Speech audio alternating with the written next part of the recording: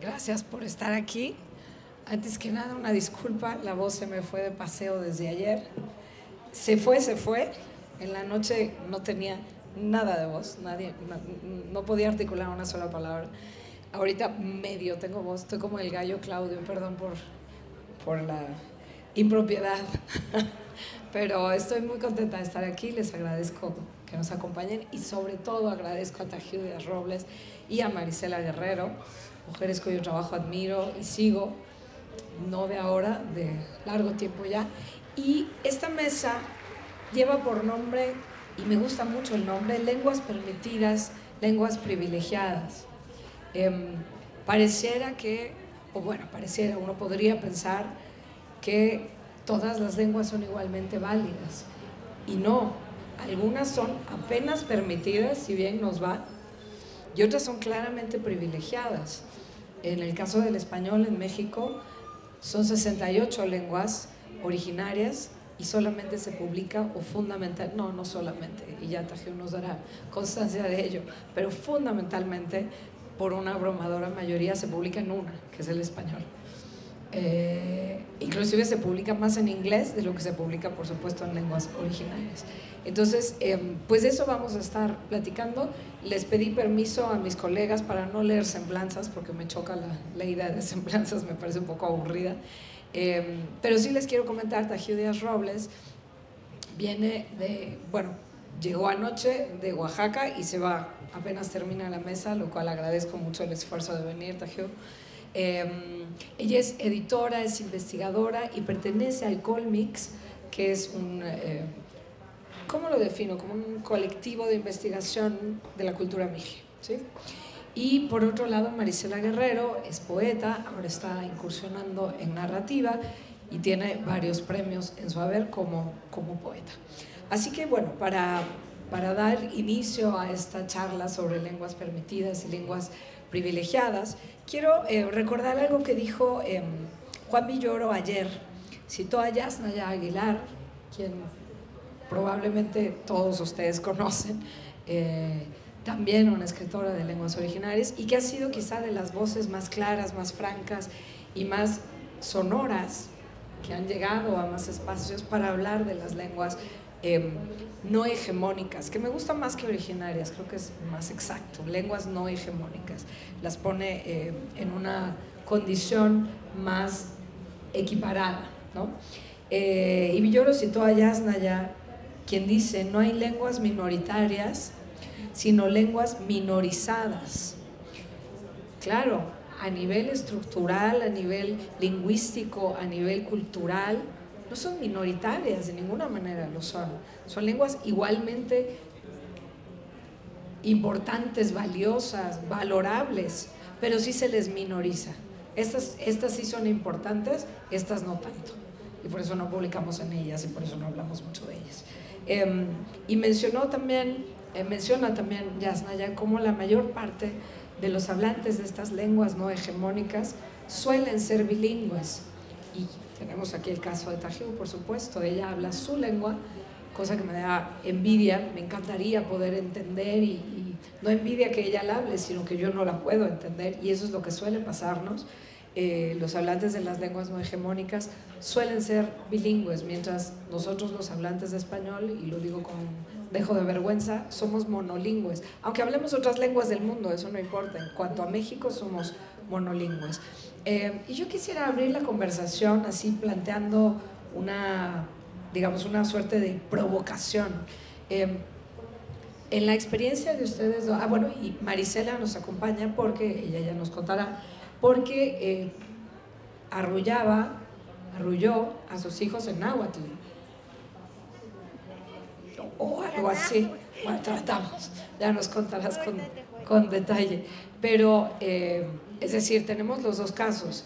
Tenemos a alguien que habla una lengua no hegemónica de origen, de nacimiento, pertenece a esa cultura y vive en ella. Y es fascinante escuchar hablar a Tajíu, o sea, me voló la cabeza el año pasado, tuvimos un evento de la Cátedra Carlos Fuentes y tanto ella como Luna Marán, o sea, me dejaron revolucionada por varios días. Y Marisela, que pues habla español, pero pues también tiene sus coqueteos, se vale decirlo, con el náhuatl, Ahorita nos vas a contar. Pero en principio quisiera preguntarles eso, ¿cómo les gusta referirse, sobre todo para ti, Tajio, cómo te gusta referirte a tu lengua? Digo, viéndola así en un auditorio que no es tu auditorio Mije, a quien tienes que explicarle, porque somos ignorantes, no es culpa tuya, es culpa nuestra. La lengua originaria, lengua no hegemónica, lengua indígena, ¿cómo prefieres aludir a lo que nosotros ignorantes no conocemos?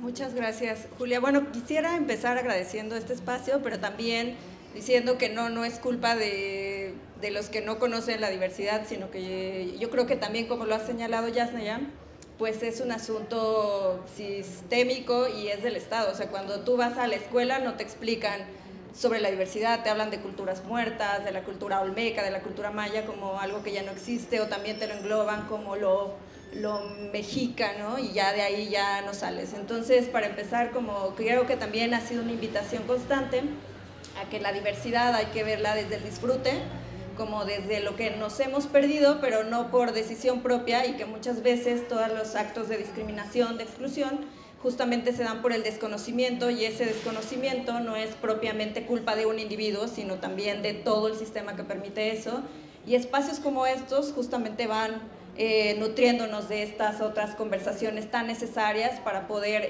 seguir conociendo y diversificando nuestro interés y también nuestra escucha a otras lenguas.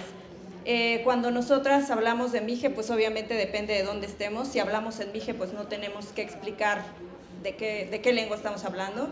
E incluso la palabra que se utiliza como autodenominación para Mije, que es Ayuk, que en el caso de mi variante, se utiliza para cualquier lengua. Entonces, digamos que el Ayuk de ustedes sería español, y entonces digamos que se va definiendo en función de la comunidad o del lugar geográfico territorial en el que se habla esta lengua. Entonces, la misma palabra pues te va diciendo qué es la palabra, ¿no? Y en ese sentido, lo que estamos haciendo o lo que estamos trabajando sobre el Mije en el Colmix es justamente algo que ayer estaba siguiendo yo en línea algunas de las actividades, y presentaron esta colección de mujeres poetas originaria, y ellas, Mara mencionaba, o bueno, toda la mesa mencionaba que esa colección era una colección que le estaba hablando al que no tiene como primera lengua o que no tuvo desde su niñez una lengua indígena, ¿no? En este caso por la diversidad, y que ese es el término entre originario e indígena más común. Y en el caso del Colmix, lo que estamos tratando de hacer o de impulsar es crear textos, primeros textos para primeros lectores, pero hablándole a los hablantes de la lengua, o a los niños, niñas que ahorita ya no están adquiriendo como primera lengua esta lengua, aún viviendo en las comunidades. Entonces, somos muy conscientes de que el desplazamiento lingüístico está muy acelerado, que cada vez tenemos menos transmisión en las mismas comunidades, y eso es muy problemático, y que frente a esa realidad obviamente hay que entrarle por todos los frentes, y las compañeras ayer como que eran muy claras al posicionarse en su proyecto y decir, bueno, nosotras estamos trabajando en esto, pero eso no invalida todos los demás espacios. Y lo mismo planteamos en el Colmix y en otros proyectos en los que colaboramos, que nuestra trinchera ahorita es crear ediciones monolingües para personas mijes, o para personas mijes hablantes o no hablantes que estén en proceso de adquirir como segunda lengua ya en el caso del mije. Y eso nos ha ido funcionando en los últimos 10 años por lo menos, como un posicionamiento no solo como de la edición, de que sí está bien o no, porque justamente pasa esto, ¿no? Como sobre todo si ustedes conocen el trabajo de poetas en lenguas indígenas, el acercamiento que han tenido pues obviamente es porque vienen publicaciones bilingües, ¿no? Está la lengua y ese material tiene un público objetivo, y a veces ese material sí se va a leer en las comunidades y a veces no. Y algo de lo que partimos es que cuando tú aprendiste a leer y te alfabetizaron en español, como fue nuestro caso, las primeras veces que yo veía textos bilingües en mije y en español, lo leía primero en español. Realmente no me esforzaba en leer en mije, sí, pero casi como un performance, ¿no? Como decir, sí, dice eso, pero es cansado, porque como cuando empiezas a leer, supongo que alemán, que es una lengua que no están familiarizadas, o chino, que tampoco es una lengua muy común. Así de diferente puede ser como este contraste entre español y mije. Entonces, cuando pensamos en las ediciones monolingües, decíamos, es que esto nos va a obligar. Y muchas veces nos han dicho, es que eso es muy violento, ¿no? Pues violento que nos hayan quitado la lengua, ¿no? Históricamente hablando, pero que ahora es una invitación también a ver no solo una publicación como por el hecho de que esté en mije, sino que también sea una publicación bonita, que tenga ilustraciones, que haya tipografías pensadas para lo que la lengua necesita, y nos hemos ido enfocando en los últimos años en trabajar sobre eso, ¿no? También trabajar en cuestiones de tecnologías de la información, tratar de fomentar que las lenguas, todas las lenguas posibles estén en estos soportes digitales, porque también se puede. Entonces, no solo la existencia por la existencia, sino también cuidar cómo estas nuevas generaciones que nos interesa que vean o conciban de una manera diferente a la que nuestra generación o la generación de nuestros padres, de nuestras abuelas, tuvieron como esta relación tan violenta con la educación, con la lectura, con en general hablar su lengua. Entonces yo creo que cuando hablamos de mije, pues también depende de dónde estemos, y siempre es como esta invitación a que se disfrute, a que abramos los oídos para que podamos también enriquecer nuestra vida en general, ¿no? Ahora que hablas de violencia, ayer en esa presentación yo estuve aquí sentadita y estaba tomando muchas notas, porque Ateri Miyahuatl comentó que cuando ella hizo su licenciatura en español, al momento de hacer la disertación para defender su examen profesional, decidió hacer la disertación en náhuatl, y uno de los sinodales lo vivió como un acto muy violento y se enojó muchísimo y reaccionó de una manera desmesurada, porque para él era muy violento.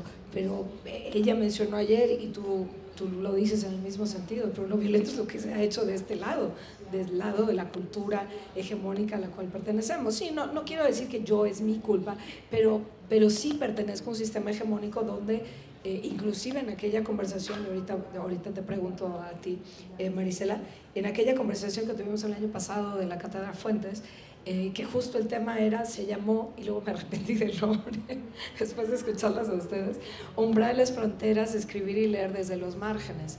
Y Luna decía, es que yo no estoy en los márgenes, yo estoy en el centro del mundo. O sea, que el Atao es el centro del mundo.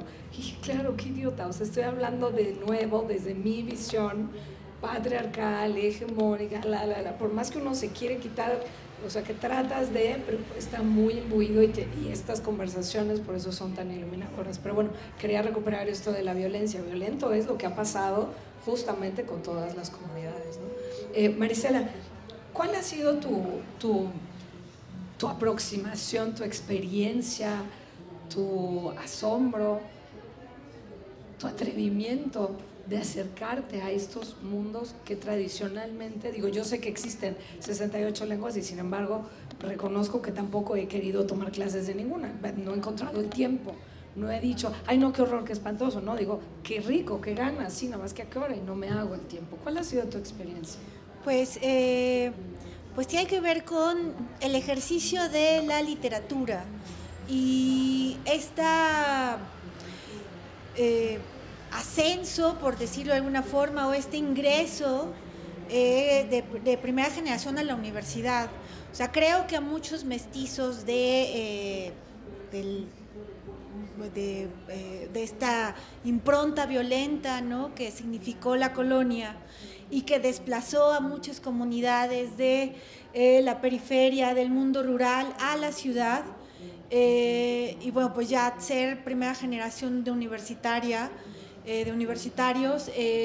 hace muchos cambios, ¿no? Este país se ha transformado muchísimo, ha habido una gran discusión y un gran análisis que ha enriquecido nuestra historia y la historia familiar, y en ese sentido lo que nuestros abuelos tuvieron que olvidar y tuvieron que dejar guardado, en el caso... Suprimir. Sí, ¿no? En el caso, por ejemplo, el abuelo de mi padre, que es de donde yo empiezo a hacer esta recuperación, ellos vienen de Santa María Tlaltihuiltzia, cerca de Tlaxcala. Mi abuela es de allá y cuando vienen a la ciudad tienen que abandonar la lengua. Mi abuela llega a trabajar como muchas mujeres haciendo labores domésticas y bueno, para eso pues había que abandonar la lengua y que no se te notara de dónde venías, ¿no? Entonces, pero pues siempre se va a notar, no lo podemos negar, ¿no? Entonces, en ese sentido, ahora, el hacer esta recuperación, en reencontrar estos orígenes y estas lenguas, pues también te permite enorgullecerte de dónde vienes. Y eso, junto con pues todo lo que ha significado también este siglo de revisiones, ¿no? Con relación al colonialismo, con relación al heteropatriarcado, pues nos permite también empezar a generar otras discusiones, ¿no? Y en estas discusiones, pues una que me parece fundamental es esta, ¿no? ¿A dónde ponemos las lenguas? Porque lengua es cultura, pero también es espiritualidad y es política. A través de la recuperación de las lenguas también podemos recuperar nuestra filosofía de vida, o sea, la forma en que nos involucramos con los otros seres de la naturaleza que también están aquí, ¿no?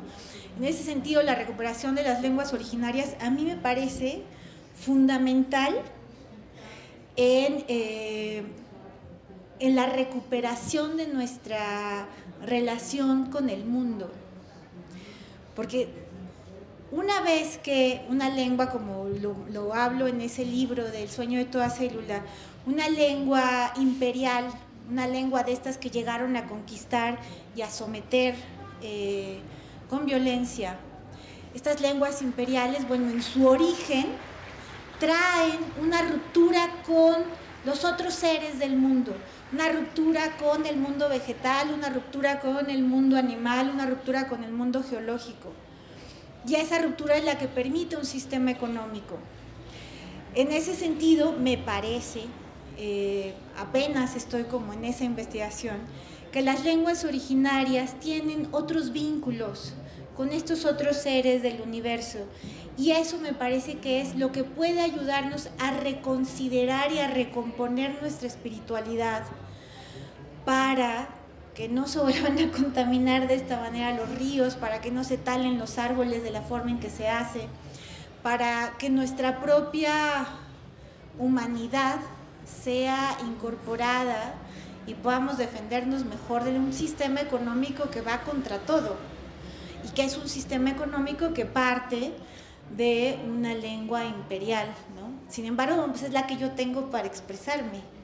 En el caso de esta recuperación que he empezado a hacer, apenas estoy aprendiendo. Esta canción de cuna que yo he cantado a mis hijos, pues fue como encontrar un espacio mítico para recuperarnos de un asunto que en ese momento era muy triste, ¿no? Entonces, esta recuperación de alguna forma a mí en lo mítico, en lo espiritual, en lo mágico, religioso, me permitía estar en un mundo aparte para estar con ellos y confortarlos, ¿no? Y esa es la maravilla de las lenguas, creo. Y la poesía tiene esa vocación, ¿no? Entonces, por ahí va mi propuesta y mi investigación. En una mesa realmente estupenda de esta mañana que moderó Julieta García, subdirectora de literatura, y en la que participaron Sara Uribe y Yolanda Segura, se hablaba de las múltiples violencias que atraviesan el lenguaje, los cuerpos, pero también el agua, los árboles, la tierra. Y en ese sentido me parece, no quiero pecar de ingenua, pero me parece que quizá en el momento de crisis ambiental que estamos y que nadie, creo, bueno, todavía hay quien se atreverá a negarlo, pero cada vez menos se puede negar la crisis ambiental en la que estamos inmersos por los calores, por la sequía, por todo lo que está pasando. Y digo que a lo mejor peco de ingenua, pero quisiera pensar que más de nosotros, cada vez más, estaremos volteando a mirar a otras aproximaciones al mundo, a otras formas de vincularnos con el mundo, porque ya vimos claramente que esta no funciona. El capitalismo, el extractivismo, son efectivamente formas muy violentas de antropocentrismo, sí. Nosotros somos los chiraspelas, que vienen también de la religión, porque Dios creó la tierra, los peces, el agua, primero el agua y luego los peces, porque si no, no hubiera funcionado el mito, en fin, todo lo que quieran, y al final crea al hombre, de ahí saca de su costilla a Eva, y entonces sí se siente complacido y se decreta el domingo, por eso descansamos los domingos. Fíjense hasta dónde está metido el rollo. Pero bueno, a lo que voy es, quizá ante la debacle que cada vez será más evidente y que cada vez cobrará más víctimas, literalmente gente que se muera por los cambios climáticos, pero también migrantes ambientales, que es un término que no estaba en mi radar hace quizá 1 o 2 años. Hay cada vez más migrantes ambientales, tienen que huir por el calor, por inundaciones, por frío, por sequía, por lo que sea. ¿Creen ustedes que es una utopía lo que estoy diciendo? O sea, esta situación nos obligará a más y más de nosotros a voltear a ver estas otras posibilidades mucho más armónicas y, perdón por el término, pero orgánicas, como si estuviéramos hablando de redes sociales, más orgánicas, pero también hablo de lo orgánico, nosotros entendidos como un organismo más, o seguiremos en esta rueda corriendo como ratones de comprar. ¿Qué opinan sobre esto? ¿Quién quiera reaccionar? Ella hay un micro y aquí hay otro. Ahorita que dijiste comprar, pensé en todos los libros que se están vendiendo. Y entonces, ojalá que muchos. Pero también, bueno, tal vez son cosas que nada más quiero poner sobre la mesa, pero porque estamos reflexionando sobre eso. Y tiene que ver, ahora que traías a Luna aquí a la conversación, con algo que hemos platicado con Luna y con Jaime Luna sobre la potencia que hay en estas lenguas. Pero también pensar en que todas las lenguas tienen esa potencia, porque Guelatao es el centro del mundo, es una comunidad que perdió el zapoteco hace muchos años, o sea, como ya, no sé, 3, 4 generaciones. Y aún así sigue siendo una comunidad que tiene prácticas asamblearias, fiestas. Entonces, de pronto pareciera que ahí la lengua no es lo que está sosteniendo esa vinculación con la tierra, no por eso dejan de hacer rituales, no por eso dejan de practicar lo que los conecta con el territorio, ¿no? Y por otro lado también todo este asunto de pensar la movilidad, las migraciones, y ahora en la pandemia, mucha gente que había migrado por trabajo a las ciudades regresó a las comunidades, y eso creó una crisis, por decirlo de alguna manera, ambiental, ¿no? Las comunidades también están creciendo, mi comunidad por lo menos está creciendo mucho en los últimos años, y de pronto no parece tan lejano que vamos a tener una crisis de agua. Y que también este mismo retorno, o sea, estos migrantes ambientales o que están huyendo de las ciudades justamente porque ya no hay condiciones en las ciudades para poder sostener la vida, están regresando a las comunidades, pero ya también con ciertas ideas, con ciertas prácticas ecológicas que están chocando, pero que también están encontrando eco, porque al final vivimos en esta misma sociedad. No estamos aislados de todo esto que te dicen que si tienes un baño de agua es mejor, que eso es el futuro, que si tienes casas de concreto eso es mejor. Y ahorita incluso la autoconstrucción, todo este trabajo con adobes, yo veo las ofertas en Oaxaca, que ahorita está carísimo todo, y ya se volvió eso la vivienda de lujo. ¿no? Entonces, la vivienda a la que ahora parece ser que tenemos acceso las personas que vivimos como en precariedad, pues es al bloque de cemento. Entonces, estamos en un momento histórico en el que varias cuestiones están apuntando, sí, a la catástrofe. Obviamente, si nos queremos ubicar solamente en ver la catástrofe y ser súper pesimistas, es como de no hay esperanza. Pero, al mismo tiempo, cuando ves que todavía hay organización cuando muere alguien, que todavía hay una organización alrededor de esa pérdida, cuando hay un incendio, ahorita que hay tantos incendios en el país y en Oaxaca hemos tenido bastantes incendios, y ves cómo las comunidades se organizan y muchas veces no nos enteramos en las redes o en los medios de esos incendios, porque la comunidad tuvo la capacidad o ya tiene estos conocimientos históricamente de cómo controlar estas situaciones, pero cada vez más obviamente el cambio climático está haciendo que esto se acelere y que esos conocimientos de pronto se vean como muy limitados, ¿no? Y sí lo atraviesa la lengua, pero yo creo que también como en el momento en que se arrebató eso tan vital, tan importante, ¿cómo nos explicamos que siguió ahí como la organización, ¿no? Como eso era tan fuerte que se sustituyó la lengua, y esa era una conversación que teníamos cuando hablábamos de los textiles, ¿no? Que ya llevamos algunos años hablando de los plagios y de las apropiaciones, y decíamos, claro, es que pareciera, y creo que tiene que ver también con estos niveles de múltiples violencias, que si te quitan un pedazo de tierra, si te quitan un río, si te quitan una zona que es sagrada porque ahí haces rituales, es una pérdida tangible, pero de pronto cuando se arrebató en muy poco tiempo la lengua y en muchos casos también los textiles, de pronto estos fueron sustituidos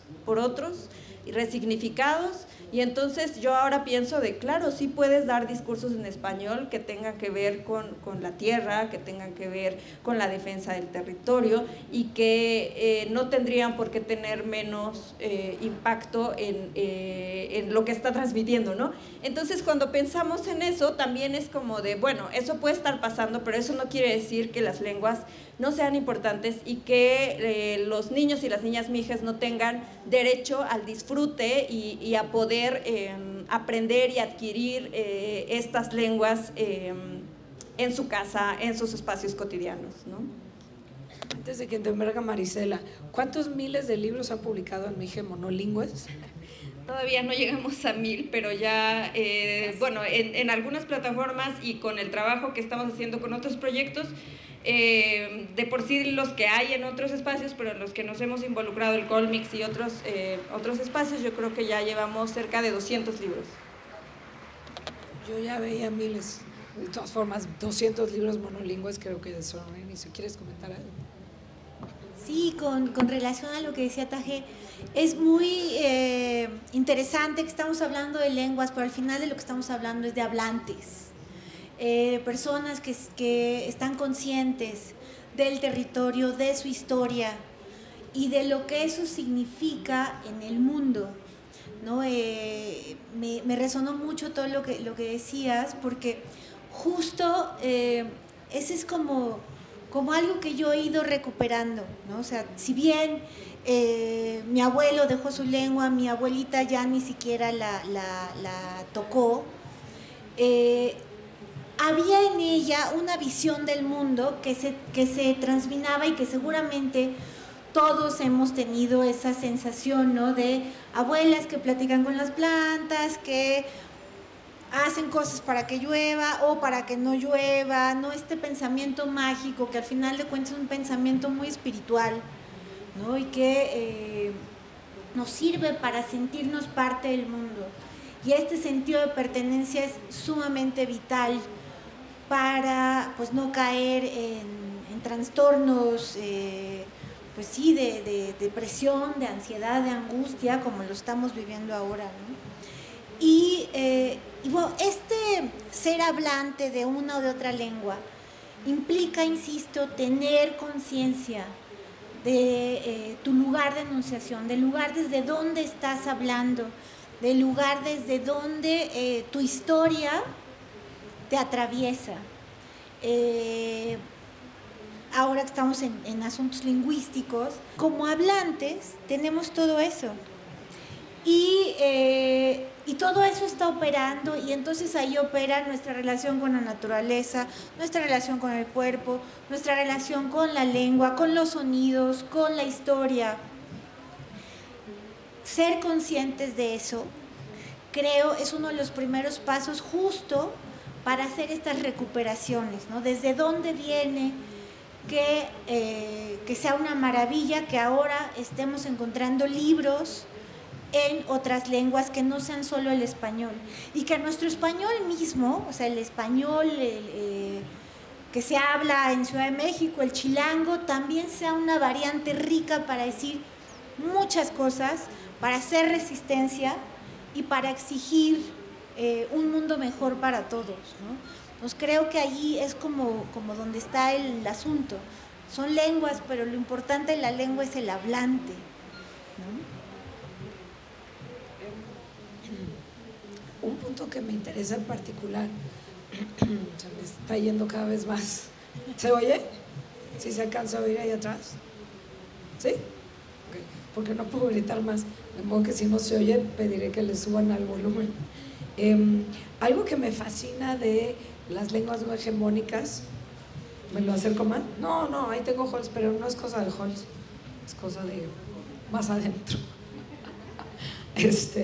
Algo que me fascina de las lenguas no hegemónicas es, o cuando menos de lo que sé de las lenguas o de algunas lenguas no hegemónicas, es la visión de colectividad. Inclusive comentaban ayer en esta mesa con Ateri, con Mara Rajavi, con Celeste, que no recuerdo qué poeta le habían pedido si quería participar en algún evento, y entonces dijo, bueno, es que yo primero tengo que pedir permiso a mi comunidad, y eso para los occidentales, y paréntesis, me da mucha pena ser tan occidental, porque mi mamá creció hablando en zapoteco y español, pero hablaba zapoteco, en casa se hablaba zapoteco, y ella atendía con mi abuela el puesto en el mercado en Tehuantepec, Oaxaca, de donde fueron mis papás. Pero pues ya, digo, después se clavó con el español, dejó por completo el zapoteco, y yo solamente sé algunas palabras, por cierto, varias groserías que no me enseñó mi mamá, pero sí mis primos y demás, ¿no? Pero bueno, lo que iba es, se me fue el avión espantosamente por hacer mi chiste personal, no sé qué estaba diciendo. Ah, sí, gracias. Esta idea de colectividad me parece tan hermosa, tan contraria, tan contrasentido del individualismo brutal en el que estamos metidos, donde solo cuento yo y a codazos te metes al metro porque si no, no llegas a la chamba y te corren, lo que sea. Y esta idea de comunidad, de vamos a hacerlo entre todos. Ustedes contaban, Luna y tú, sobre cómo hacen los tamales. Y entonces es toda la comunidad, no sé si toda, pero buena parte de la comunidad involucrada en hacer tamales. Y yo trato de pensar desde mi occidentalismo, que lamento, ¿cómo caramba sería una escritura colectiva? ¿Cómo se hace una escritura colectiva? Digo, por ejemplo, está Sara Uribe, que hablaba esta mañana. Bueno, Antígona González está hecha a partir de fragmentos, de testimonios, de fragmentos periodísticos, en fin. Pero, ¿cómo aproximarnos a la literatura? Porque finalmente, pues de formación y formación, pues pienso desde la literatura y pienso desde la literatura escrita en español. ¿Cómo acercarnos desde un lugar que no sea individual? O sea, trato de pensar, y por más que lo intento, no lo logro. O sea, ¿cómo me siento contigo a escribir y cómo le hacemos? Y luego, no sé, ¿qué tienes que comentar, Marisela? ¿Qué nos cuentas? Pues hay muchas experimentaciones, ¿no? O sea, sí creo que hay ejercicios de colectivización de la palabra. Las lecturas de poesía en sí mismas ya son una puesta en diálogo, ¿no? Ahora que estabas hablando, pensaba mucho en Rulfo. O sea, Rulfo tenía un oído maravilloso como para captar muchas voces, ¿no? De hecho, el Llano en Llamas se llamó primero Los Murmullos, ¿no? Yo creo que esto de pensar en una literatura... Sin embargo, perdón que te interrumpa, el Llano en Llamas y Pedro Páramo están firmados Juan Rulfo. O sea, sí entiendo que hubo un bagaje cultural del tío, de bla, bla, bla, que incidieron muchísimo en su obra, pero está firmado por uno. Perdón. Pues sí, pero ¿qué podemos hacer? Bueno, hay ejercicios en las redes sociales, ¿no? Esta nueva forma también de escribir en colectivo. Son experimentos que se van haciendo y puedes escribir desde con un par hasta, o sea, echar a andar algo, ¿no? Twitter en algún momento funcionó, cuando Twitter era un buen lugar, funcionaba para la colectivización de ideas y de cosas, ¿no? Entonces, sí, yo ahí me veo muy optimista quizá, o sea, sí creo que hay muchas posibilidades. Y la otra, pues dejar de firmar también, no tiene ningún problema, creo. Dajiu, yo te quiero preguntar algo que probablemente es espinoso, creo que es espinoso. Hay una tradición literaria occidental, heteropatriarcal, en la cual la ficción está concebida de origen como convertirme en otra o en otro. Madame Bovary, Soy yo, está escrita por un hombre. Una autora como Mary Shelley de pronto escribe desde otro lugar y es un hombre. Las cartas que escribe esta persona que conoce al doctor Frankenstein. En fin, la ficción occidental se ha sustentado sobre ser otro. Y ahora, de unos años para acá, existe la tendencia a decir, si tú no perteneces a un grupo étnico, de sexodiversidad, lingüístico, etcétera, no puedes escribir desde ahí. Es decir, si no eres una mujer trans, no puedes escribir como una mujer trans porque te estás apropiando y eso no te corresponde. Si no eres hablante de una lengua originaria, no puedes escribir como si fueras con un protagonista o con un personaje desde ahí. Si no eres afroamericano, no puedes, en fin, no voy a dar más ejemplos, creo que ya me entendieron. Y eso me preocupa, quizá mi preocupación es demasiado occidental, pero digo, se va a acabar el mundo de la ficción, porque entonces yo solo voy a poder escribir desde mi ser mujer en el siglo XXI, cis, de tantos años y perteneciente a lo que sea. ¿Cómo lo ves tú? O sea, yo tengo personalmente un conflicto entre estos dos polos, porque entiendo uno y entiendo el otro, pero no sé cómo mediar o qué hacer con esta aparente contradicción. ¿Cómo la vives tú? Me voy a permitir tomar tu pregunta y contestarla desde otro espacio, que es la investigación y que ya tiene un tiempo en el que estamos hablando sobre la ética en la investigación, sobre todo antropológica, y de cómo la antropología mexicana sobre todo pues ha estudiado al indio y al pueblo indígena, que luego también es una discusión que tenemos con los antropólogos, porque insisten en que somos grupos, y dice Yasnaya, grupo, los bukis. Entonces, pueblos indígenas sería como el término políticamente reivindicado en todos estos espacios de lucha por los derechos colectivos de los pueblos indígenas. Y en ese sentido, como que se nos ha cuestionado en estos espacios de conversación que hemos propiciado, porque nos interesa tener estas conversaciones, justamente sobre que si entonces un investigador que no pertenezca a ese pueblo puede hacer investigación, y que eso es lo que ha pasado en la antropología en estas décadas, ¿no? En el tiempo en que lleva existiendo. Pero también hay en la academia todo este cuestionamiento sobre si tú como investigador, yo hice un posgrado en antropología, entonces era una conversación recurrente de si tú vas a ser objetiva, si estudias a tu comunidad. Y entonces también ya hay toda una línea que ya lleva varios años con muchas investigadoras de pueblos indígenas que han reivindicado y se han posicionado y dicho de claro que sí podemos hacer investigaciones en nuestras comunidades. Entonces, también con la lengua, con todo este asunto de la lingüística, de que normalmente y hasta ahora todavía hemos escuchado en diferentes foros como de lingüistas que casi están asumiendo que los hablantes de lenguas indígenas no podemos profesionalizarnos también en lingüística para hacer un análisis de nuestras propias lenguas, y eso me parece todavía absurdo, ¿no? Afortunadamente eso está cambiando.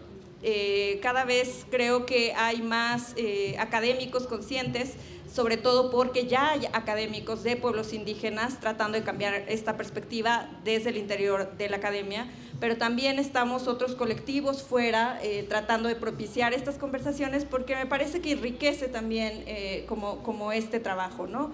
El hecho de que una persona hable, pero además mije, pero además esté consciente de la gramática, de la semántica, de la morfología, de la fonología de la lengua, propicia que sea mucho más sencillo al momento de estudiar y que probablemente no necesites tantos años como alguien que no habla la lengua y que recién se está acercando a la lengua para estudiarla, ¿no?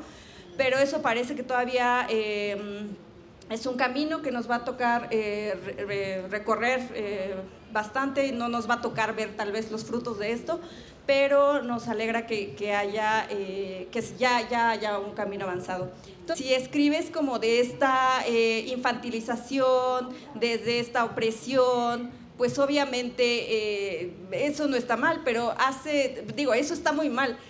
Hace unas horas hubo una mesa en la que estuvo Martín Tonalmeyo y Mardonio Carballo, y justamente decían sobre esto de las autorías, sobre qué escribimos o qué escriben los que escriben desde los pueblos o en sus lenguas, y cómo puede ser colectivo o no todo esto, ¿no? Todavía una discusión ahí, pero justamente decían que estamos acostumbrados a que más bien yo no voy a hablar de los que no son de pueblos indígenas y que escriben, que podrían o no escribir sobre literatura o ubicarse un personaje o eso, sino también pensando en que de este lado pues no deberían restringirnos sobre qué escribir o sobre qué reflexionar, y eso me parece como muy interesante. Y ya nada más para cerrar, porque ya nos mostraron las tarjetitas, que hay gente como Rodrigo Pérez, que es un zapoteco de Oaxaca, que está haciendo poesía electrónica en zapoteco, y entonces eso también está bien, eso también es necesario, porque yo creo que al ser una lengua viva puede estar en todos los espacios y puede hablar de todos los temas que quieran, ¿no? Que sean del interés, y no siempre va a ser hablar de la comunalidad, de la fiesta, de nuestras costumbres y de nuestras montañas o de nuestros mares, dependiendo de dónde estemos, sino que también tal vez nos interesa hablar sobre, no sé, futurismo, sobre un viaje en el tiempo. Todo eso es posible porque justamente somos personas vivas, conscientes, pueblos dinámicos que estamos permanentemente recreando la vida a través de la lengua, sea cual sea esta, ¿no? Y además está esta literatura que está recuperando desde Liliana Colancia hasta Mónica Ojeda, hasta Andrea Chapela, mucha gente que está recuperando esta posibilidad de pensemos desde otro lugar, desde las tradiciones indígenas latinoamericanas y hacia el futuro, o hacia lo fantástico, o hacia la tecnología, o hacia, en fin, otras arenas. Voy a hacer la última pregunta, Marisela. Este poema tuyo, perdón, lo voy a leer. Lenguaje. No hay hora, ni lugar, ni espacio en que no anduviera buscando un lenguaje hecho de manos y viento y nutrientes, en que no estuviera investigando una forma redonda y conveniente de nutrirlos, de acompañarlos, de estar, crecer en compañía. ¿Cómo vinculas esto con con tu exploración, ahora como nos la contabas del náhuatl, y con tu trabajo primordialmente en poesía, pero últimamente también estás incursionando en narrativa? Pues es una búsqueda vital, ¿no? O sea, tiene que ver con eso, con encontrar una forma de dar sustento a mi familia, ¿no? Y ese sustento, si bien es a partir de trabajos remunerados, también es a partir de trabajos que buscan encontrar una manera de ver el mundo y de estar en él, de enriquecer una espiritualidad que ha sido muy maltratada, ¿no?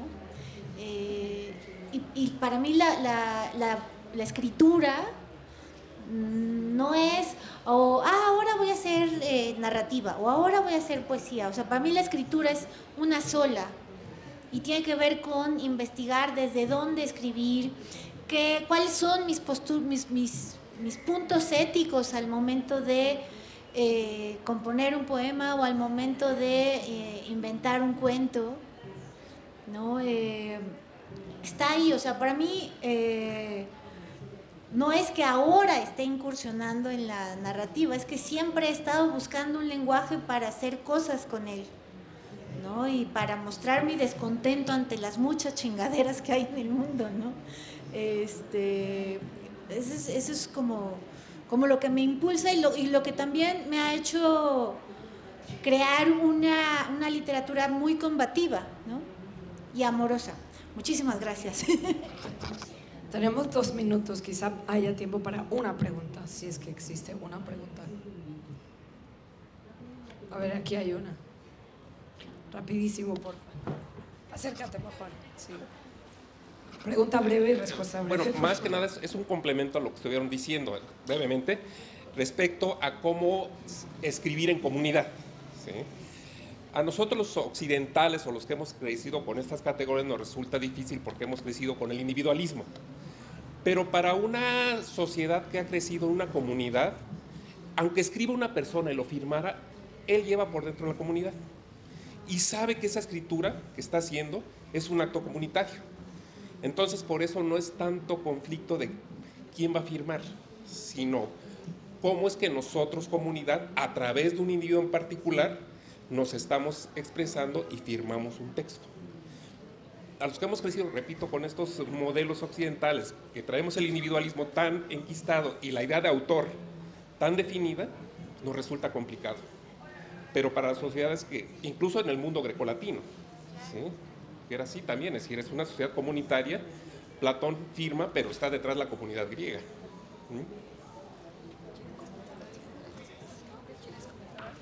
Pues nada más les recomiendo muchísimo un ensayo que se llama Kafka por una literatura menor de Deleuze y Guattari, donde justo se pone en diálogo todo esto que hemos platicado alrededor de las lenguas y la literatura. Nada más. Padrísimo. Muchísimas gracias, Tajiu, Marisela, Tajiu. Gracias a ustedes y sigamos disfrutando la Fiesta del Libro de la Rosa. La Dirección de Literatura y Fomento a la Lectura de la UNAM les agradece que hayan estado aquí. Gracias.